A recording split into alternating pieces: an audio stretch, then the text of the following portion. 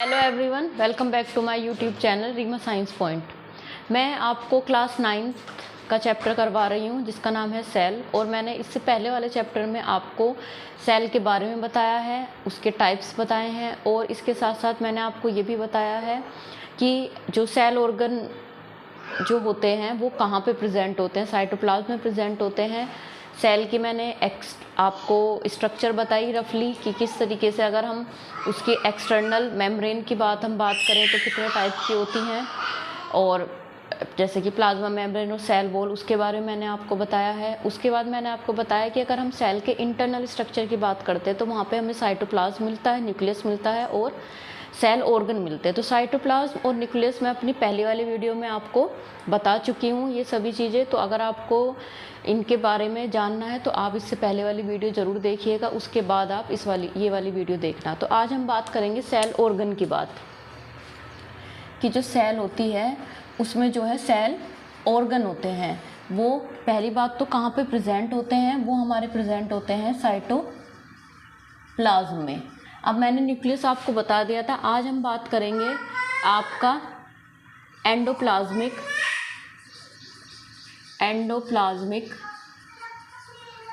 Reticulum.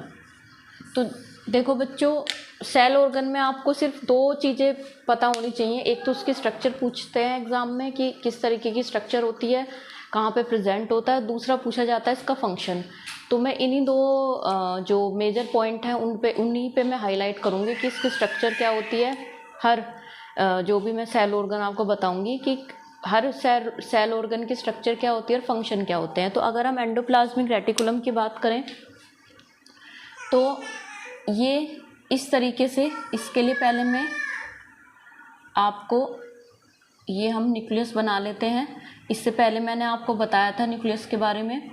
तो जो endoplasmic reticulum होता है वो न्यूक्लियर मेम्ब्रेन से इस तरीके से अटैच रहता है, लाइक दिस।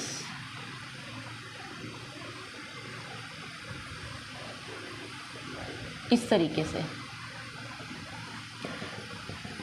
तो एंडोप्लाज्मिक रेटिकुलम के अंदर क्या होता है, हमारा क्या हो गया, ये न्यूक्लियस हो गया। और ये क्या होती है, न्यूक्लियर मेम्ब्रेन होती है, न्यूक्लियर मेम्ब्रेन। तो सबसे पहले हमें पता होना चाहिए कि एंडोप्लाज्मिक रेटिकुलम कहाँ पे होता है। एंडोप्लाज्मिक रेटिकुलम होता है अटैच टू न्यूक्लियर मेम्ब्रेन। इसके अंदर आपको क्या मिलेगा, लिक्विड सब्सटेंस मिलता है जिसको हम क्या कहते हैं, साइटोप्लाज्म कहते हैं। अब एंडोप्लाज्मिक रेटिकुलम भी टू टाइप का होता है। एक तो हमारा होता है रफ एंडोप्लाज्मिक रेटिकुलम और एक हमारा होता है स्मूथ एंडोप्लाज्मिक रेटिकुलम।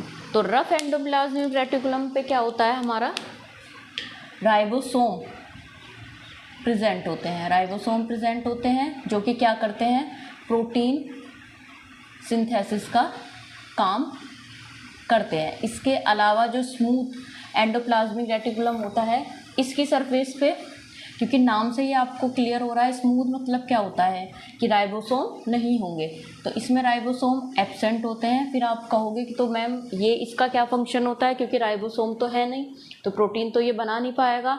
लेकिन ये भी फंक्शनल होता है, यानी कि फंक्शन इसका भी होता है। जैसे कि इसका क्या फंक्शन होता है कि ये फैट और हार्मोन्स को क्या करता है, स्टोर करता है।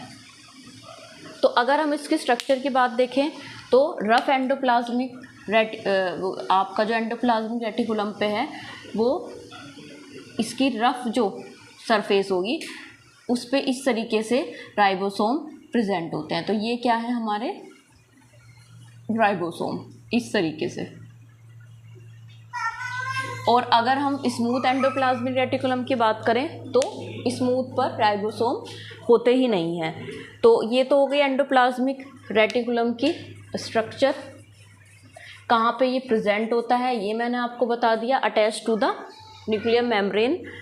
और इसके अलावा मैंने इसके टाइप्स आपको बताया, कितने टाइप्स के होते हैं, दोनों टाइप्स के मैंने फंक्शन बता दिए। इसी तरीके से अगर हम बात करें इसकी फंक्शन की, तो फंक्शन में क्या होगा, फंक्शन में मेन यही होगा कि इसका जो रफ एंडोप्लाज्मिक रेटिकुलम है वो क्या बनाता है, रफ एंडोप्लाज्मिक रेटिकुलम पे क्या होते हैं, राइबोसोम प्रेजेंट होते हैं और ये राइबोसोम क्या बनाते हैं, प्रोटीन बनाते हैं। और सेकंड फंक्शन की अगर हम बात करें तो स्मूथ एंडोप्लाज्मिक रेटिकुलम होता है, इस पे क्या होते हैं, राइबोसोम एब्सेंट होते हैं और ये क्या करते हैं, फैट और हार्मोन का स्टोरेज करते हैं। तो ये था हमारा एंडोप्लाज्मिक रेटिकुलम। आई होप आपको ये समझ में आया होगा, और अगर आपको ये समझ में आया तो वीडियो को लाइक और सब्सक्राइब ज़रूर करें। Thank you.